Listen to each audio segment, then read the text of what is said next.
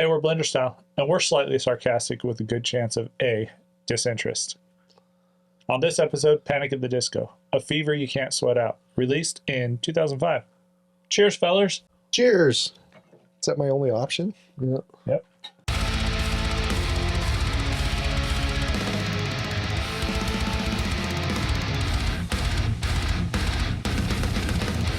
So I discovered Panic at the Disco around 2006. From my standard of the early era of discovering music, Urban Chaos videos.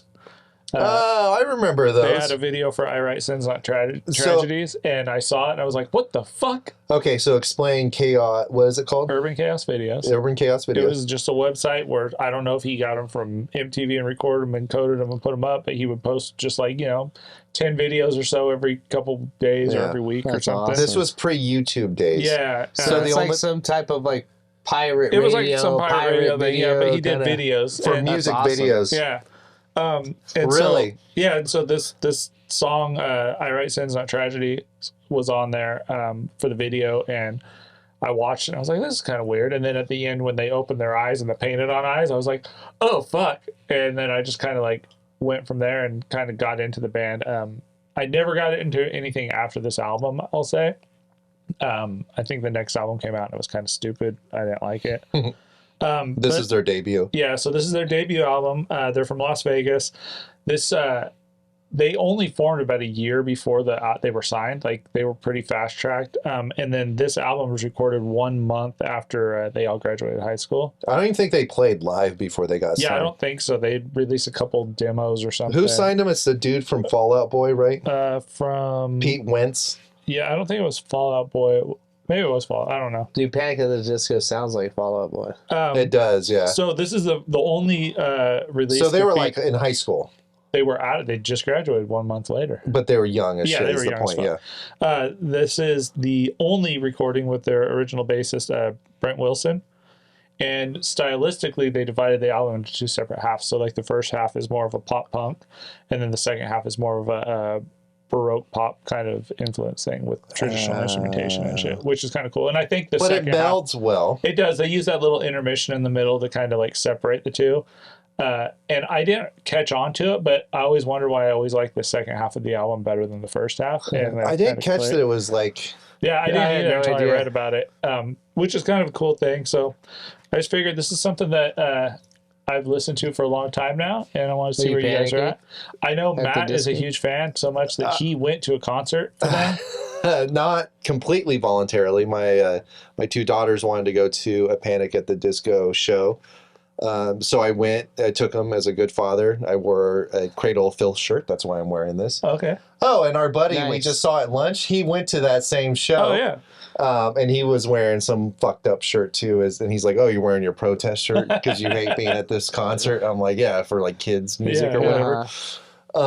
Coincidentally, there's some bands that opened for that. Mr. Wives was fantastic. I really got into them afterwards. Anyway, I was not a fan of Panic. I didn't know anything about them.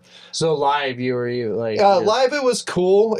I feel like this sounds it was cool because you were with your kids. Yeah, it was a cool vibe. But also, you went to this concert later in their career, right? Yes. Yeah, and so I think it was after the band was pretty much just two guys at that time. It felt like the Brendon Urie show. Yeah. And that's what my girls were all about. They liked the Brendon Urie guy or whatever. And he, it was clearly a concert about him. Yeah. It had too much pop to it. And then I never really got interested. Yeah. So when you picked this, I was just like, oh, okay. I'm semi-familiar. I've seen them live. Yeah. Let's see. And I kind of remember some of these songs now that I listen to it. Nathan, you totally love this band, right? You were a huge fan going into this, or am I getting that wrong? I'm fucking with you. Wait, what? I've never liked this band. Have you ever listened to this band? Yeah, it was everywhere. Okay. It was everywhere. I'd go drink beer somewhere. But I feel like some girl would be playing this fucking album. I feel like, was it this album or was it later album? Okay. Why do you not? Why do you? Okay, what do you like about this? Dude. I don't like his vocals. He said, "What I do don't you like?" Dude, all I can tell you is what I don't like. Okay. And dude, I get it. I've said this plenty of times because I don't mean any disrespect. You know what I mean? I get it. This definitely sounds like a high school kid. Oh yeah. You know what I mean? And I'm not in high school. And, I was surprised to find out it was from high school. It sounds more mature and it's like it's. I wasn't a big Fall Out Boy fan. Also, yeah, I never liked Fall Out Boy. I mean, they had some good songs or whatever, and like, so what do you guys think about this album, though? So when I first played it, it was what I expected. It's emo vocals. It was irritating. Yeah, I did not like it at first. I'll be honest, dude. This grew on me big time. Yeah, for sure. And that's what it was with me. Like the first time I heard it, I was like, "What the fuck?" It's super annoying. It is. It earworms the way in. But it just. It's you ever get around somebody that has some smart ass shit to say about everything because all they have is their words? Okay. That's this. There's nothing here but his words. So like, it is very much not very musical to me. It's very much everything him, and it is. I feel like this is musical as hell. I think this is their most musical of any of their releases. Oh, there's like pianos and stuff going on, and like there's some crazy structures. There's some really cool like. I guess I just don't see it, man. Yeah. It is very like. I don't want to. I want to hear what you guys have to say about it. So what I walked away with this is like vocally and lyrically is the focus for sure. Oh, 100%. Which is weird because the guitar player wrote all the lyrics, right? Yeah, and they brought him in to do. So when this band was originally formed in high school. Ryan Ross was the singer. And so when these songs were all written, I don't know if it's because they were written before they were signed or when he was a singer, but he wrote all the lyrics for it.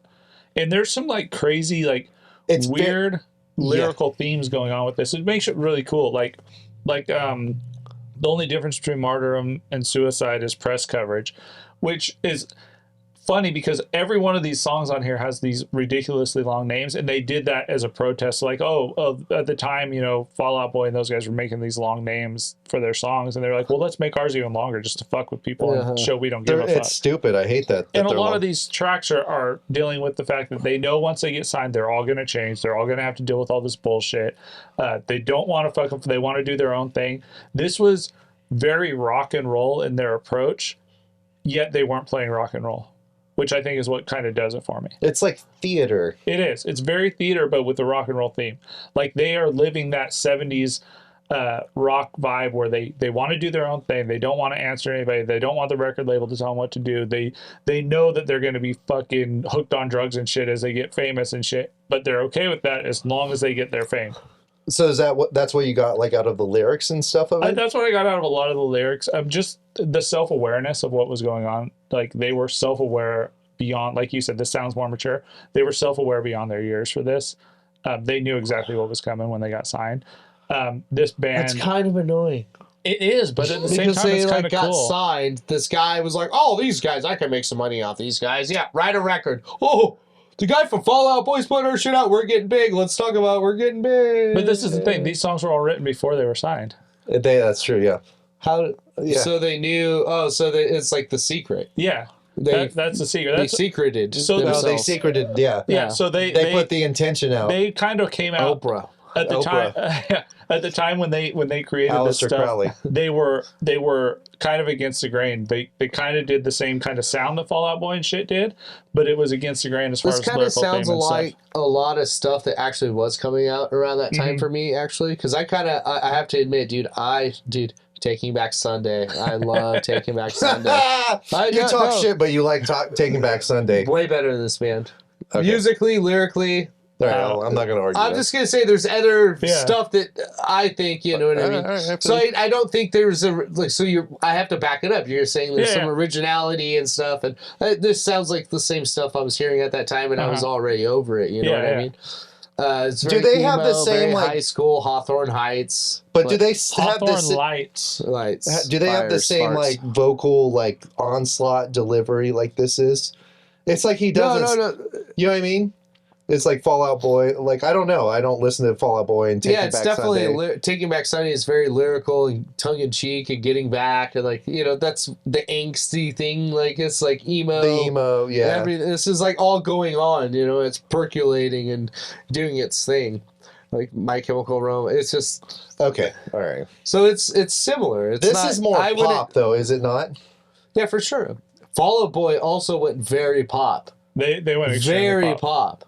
I think a lot of these bands were they're writing, just so is that pop why songs. Is that why these songs are like little like stories in of themselves? I also feel like this band kind of they took themselves serious, but more than that, they were atmospherically aware. They were aware of what was going on around them at the time, and I feel like Fall Out Boy is a good example. They were doing a style of music, and at the time that this came out, they were doing the same sound. Like musically, they were sounding the same, but lyrically, I think they were way shallow. Where these lyrical themes go a lot deeper. And like also Between the Buried and Me. Well, and I also think that Brendon Urie. No, it's pretty deep shit. I get what he's saying. But I also think that Brendon Urie has like a 1,000 times better vocal range than the guy from Fall Out Boy. His vocals are annoying, but I like it a lot. Yeah, his delivery it's almost it's almost like he's showing off that he could do shit, and you're just like, dude, okay, shove it up your ass and just stop because nobody cares. Well, and it's fast, and he's like jumping between like vibratos and stuff like that. For sure. But I feel like the end of this, like the last three tracks on this album, look at me. It is. When I saw him like that, I think he had like lights on his jacket. You know what I mean? Like sparkling. Yeah. And that's what I'm saying. After this album, the whole it's very band kind of showy. went. Yeah. The whole band kind of went like, "Oh, we did good with that theme. Let's stick with that theme." And then they just kind of went out there and it's like, "Okay, we're past that now." They kind of like fulfilled their own prophecy. They really did. But I feel like the last like 3 tracks on this are the best tracks on the whole album. Especially There's a Good Reason These Tables Are Numbered, honey. You just haven't figured out or thought of it yet. Why are the tables numbered? Did we ever figure this out? No, but there's a good reason. You just haven't figured it out yet. Why'd you call me honey? Oh, I forgot that part. Are we at a Chick-fil-A right now? That's a Chick-fil-A word. But I feel like these songs they're catchy, they're interesting. There's cool vocal range. The drums are kind of mediocre through the thing. I think that's kind of the weak point of it. I'm with Nathan. I think the playing is kind of mediocre. And that's the other thing. The guitar, there's hardly any guitar. The guitar's more of a tone through this whole thing. There's nothing catchy. It's really vocally and synth driven. Yeah.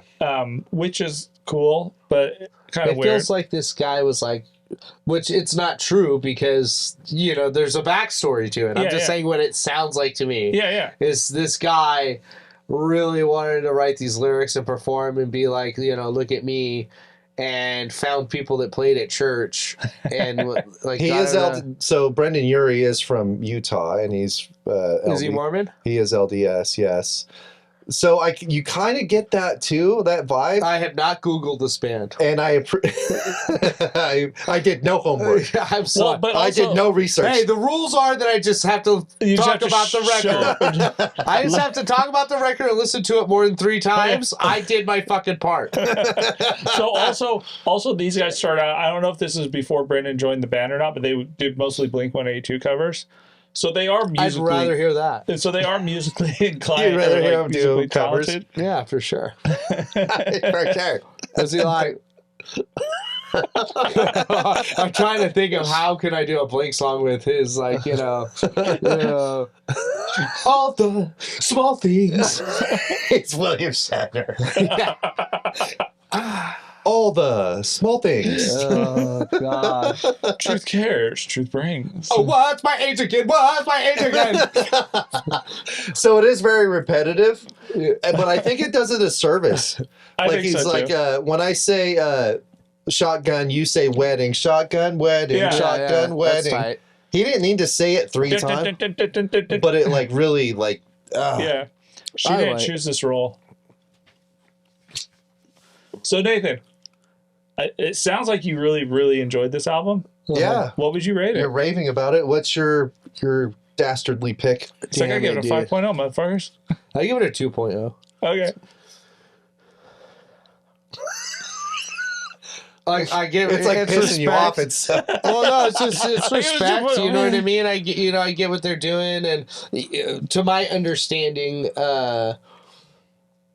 this guy like went on to like Panic at the Disco has been a band for or an artist. I don't know what the fuck you call Panic it. at the Disco was a band for 2 albums, and it was Brendon Urie at the Disco for the remainder of the. Like it's like good for him.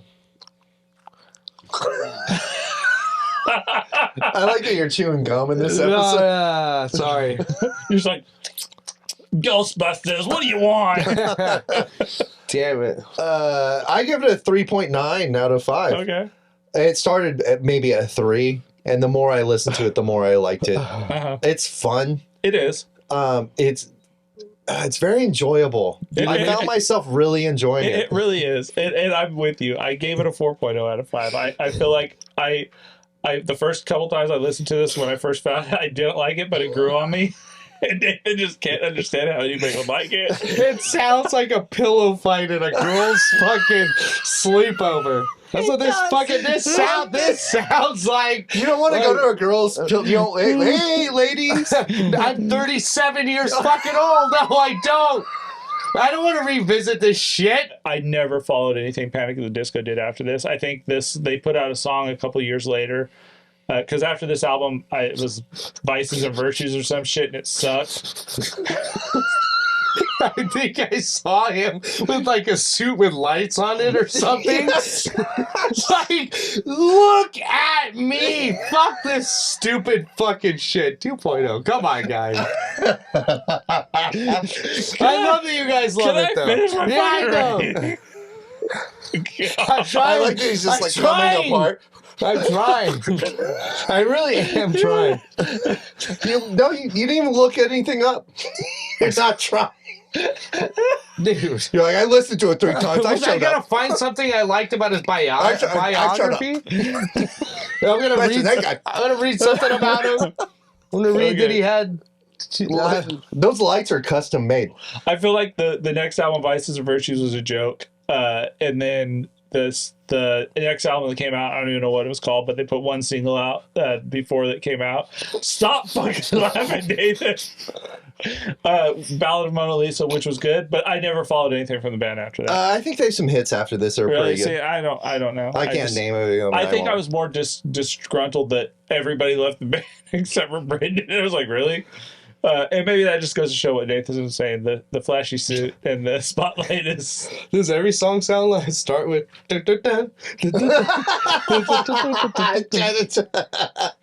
He should go on to do like very theatrical...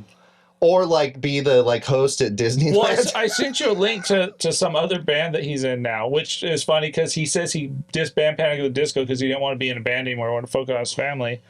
And now he's in this other band with these other guys because playing he's playing drums, though, right? It's because he doesn't know how to do anything else but be a musician. He's done it for so many years. He's playing drums. Is he in the front of the stage? No, he's at the very back. I actually enjoyed. I thought that was pretty good. What's it called? It's an actual artist. Yeah, I'll put it on the screen. I forget what it was called. Yeah, if you don't like Panic, at least check this one out. He's not singing. Fun pick, dude. I'm glad you picked it because I thought I didn't like this. Nathan's wrong. Yeah, Nathan's you're kind of right, though. It is very high school, and it is cringy that Casey and I like it. I'm the only one drinking water this episode. We're Blenderstyle. That was Panic at the Disco, a fever you can't sweat out. Let us know what you think. Leave a comment, like, subscribe. Tell Nathan to panic at this disco. It's time to insulate the pipe.